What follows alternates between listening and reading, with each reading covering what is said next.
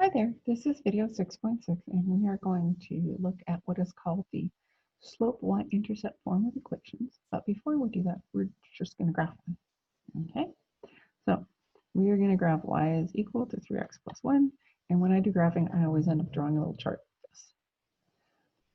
You may have learned somewhere else, and if it works for you, carry on. If it's radically different what I have, I'd really like you to, I don't know, take a picture and send it to me. I just want to be able to see your work all the time, because the reason teachers always, I want to see your work, is not only to see that you're doing it, how you're doing it, but if you make a mistake, we can find it. If all you have is answers and you get it wrong, you're like, what did wrong? I'm like, I don't know. You're not showing me what you did to begin with. So really important that you show work. And showing work also helps it stick in your brain. Practice makes permanent. If you watch enough of my videos, I'm sure I've said that at least 40 times. Anyway, enough of that.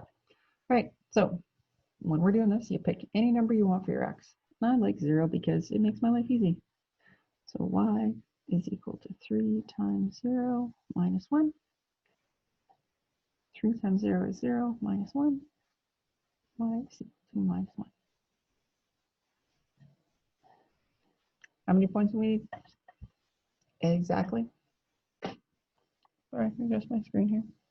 We need 3. So 1. Y is equal to 3 times 1 minus 1.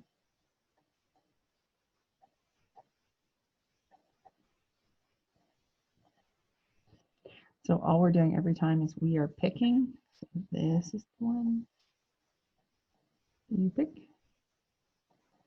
And this is the one, that's your answer.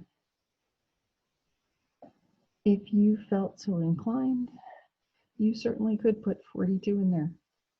You could put negative 856 and put whatever you want, but then you have to graph it. So I tend to use whole numbers as much as I can, and it just seems easy. I mean, truthfully, most of the time I'll do 0, 1, 2, just because it's simple. And then I don't have to think too hard. All right, so y is equal to 3 times 2 minus 1. 3 times 2 is 6 minus 1. All right. I guess I should say the only time I wouldn't do 0, 1, 2 is if I had some kind of crazy looking equation and I was trying to get some sort of whole number answers or ones that were reasonable, and then I'd be using something different. Okay, anyway, I'm just going to write these out as 0 and minus 1, 1 and 2, and 2 and 5. Just so now I know exactly what plots I'm going to point. So 0 over minus 1, 1 over 2 up, and then go 2 over and 5 up. Check my ruler. Graphing is kind of the only time that I'm really worried about having a nice straight edge to this. And truth be told, it's also the time where I like to use mechanical pencils because they're sharp all the time. I just find if I have a really, a very thick lead or a dull pencil, couldn't think of the word for unsharp, a dull pencil. If you're trying to read the data off it later, it becomes difficult. Arrows on both sides of my line, and even though it's only one line on here, I'm still going to do it. Y is equal to 3x minus 1. I'm going to label it. That is quite a lovely job. All right, where does the graph cross the y-axis?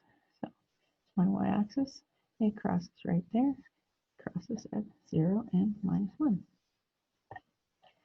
Determine the slope of the line in the above example.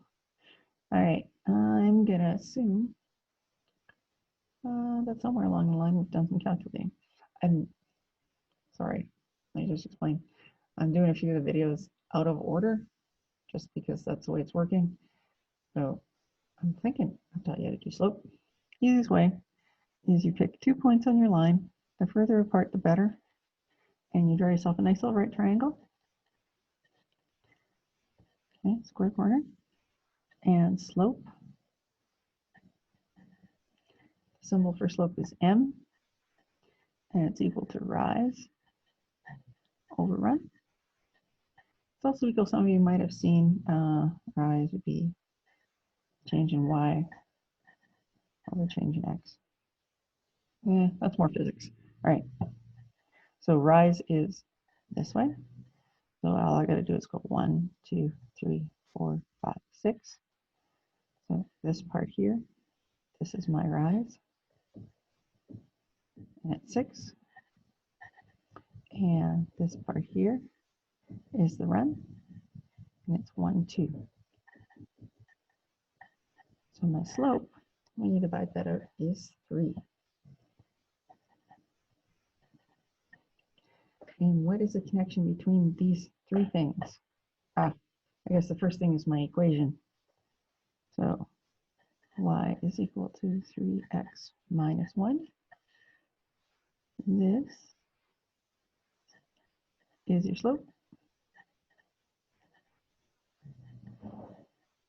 And that is your y-intercept. Now, key, incredibly important, this only works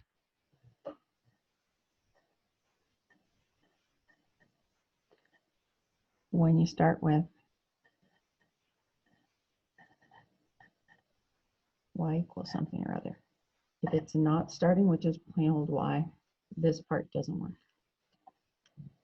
Okay? And that's why this form is called the slope y-intercept, because from the equation, you can just read the slope and y-intercept right from there.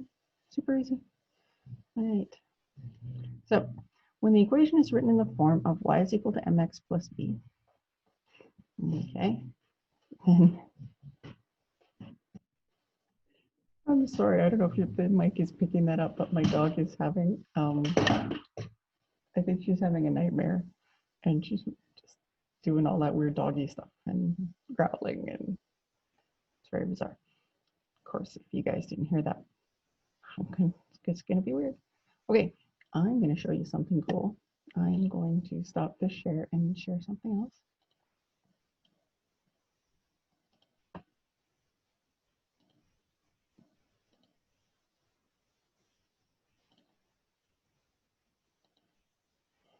All right.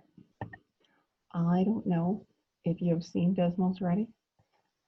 You want to download that onto your calculator, have a link to it on your desktop. It's amazing. It is the coolest thing for graphing lines. It also allows you, frankly, to check all the work that you do. But I have made a lovely demo here for us. And I put in an equation. And I did this general thing of y is equal to mx plus b. Now I'm going to set this to 0. All right, that, my friends, is a slope of 1. Because it goes to, it has a rise of 2, and a run of 2. Basically a 45-degree angle. Like if you take a square and you go draw a diagonal of a square, it's going to give you a slope of 1. Now, if I change my slope, you can see there's where it's 2, and that means we go up 4, and we go over 2. Hold on, I'm going to reset this. I don't want to reshoot my video, so I'm just going to reset this for us. And I don't need this one. Okay, there. Now it's easy to see, right? So if we have m of 2, and we look at drawing, it's been a while since I've done this. And we draw here. Oh, don't judge me on my drawing skills. And there, you can see that my rise is 2, and my run is 1. And now I'm going to reset before I do anything else.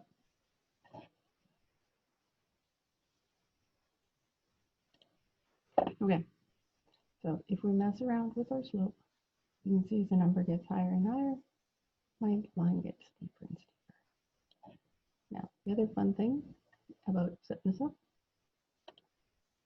is you can get it to do that.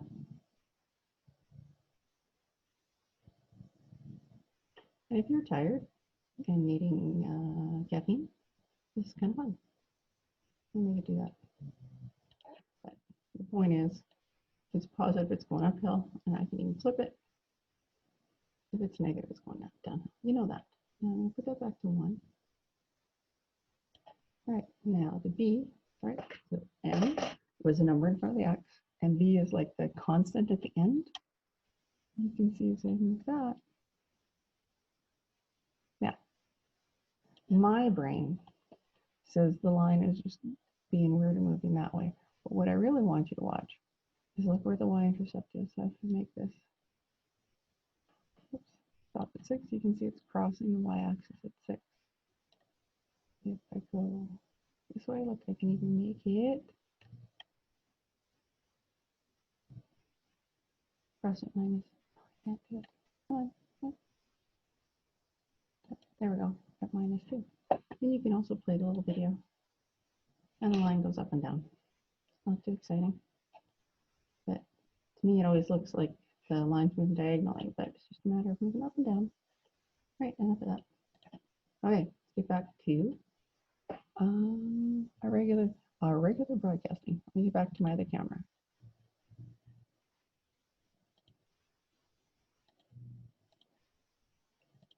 Okay, now we're back. All right, so when the equation of a line is written in that form, m is the slope and v is the y-intercept, and m is always a number right in front of the x, and you need to have it starting with y equals. So the equation here, the number in front of the x is my slope. That's 2. Let's do this right. When you do a y-intercept, you always, always, always should write it as a point. So it's 0 and -5. Right, so y-intercept, so you know the y value, and when it crosses the y-axis, well, what's the x value? It's 0, right? So it's always going to be 0 and something. You know what? 0 and 0 and.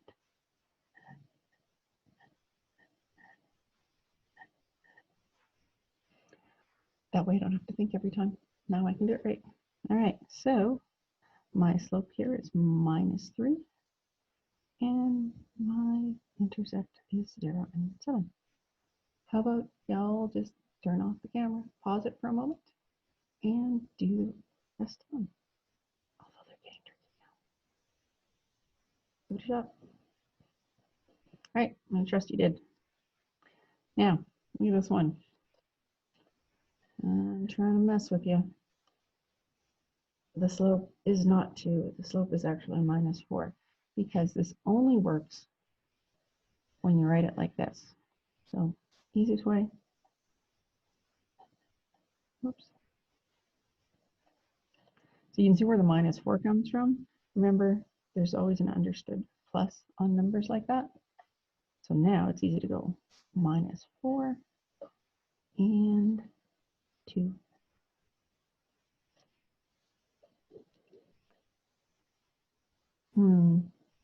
That looks a little weird. We're missing something. What can you add to a value that doesn't change anything? Yeah, I can add 0, right? So then my slope is 5 and my y-intercept is 0. Now this one, kind of weird. That is not my slope. If there was an x there, that'd be my slope. So this actually is my y-intercept. Here, let's do it down here. So y is equal to 0x minus 2. Slope there is 0. Okay, see, these are the tricky ones. Remember that. But, oops, we haven't got that video yet. This will be reinforced later. All right, this last one, 5x minus 2y is 8. Oh, that is so tempting to do it the way it is, but let's not, because that would be wrong. Let's erase this. Because you have to start with y equals. So first thing we're going to do is minus 5x minus 5x. So we get minus 2y is equal to 8 minus 5x. Okay, so all I did was move the 5x over. And truth be told, that's kind of weirding me out. So minus 2y is equal to minus 5x plus 8. I didn't do anything just to rearrange it because I want my x's before the constants, x's before the plain number. And now I'm still not done. It's still not y. I need to divide by minus 2. So now I got y. Now minus divided by a minus makes a positive. 5 divided by 2 is 2.5. X. And then a positive divided by a negative is a negative 4. So my slope is 2.5, 2.5. So most of the time, they're going to be the straightforward ones like that. Make sure you've got your order right. If you're missing, no, this is an easy one. If you're missing either the slope or the y-intercept, you can substitute as 0. And just always remember to rearrange stuff so that it's in the proper order. And that is about the slope y-intercept.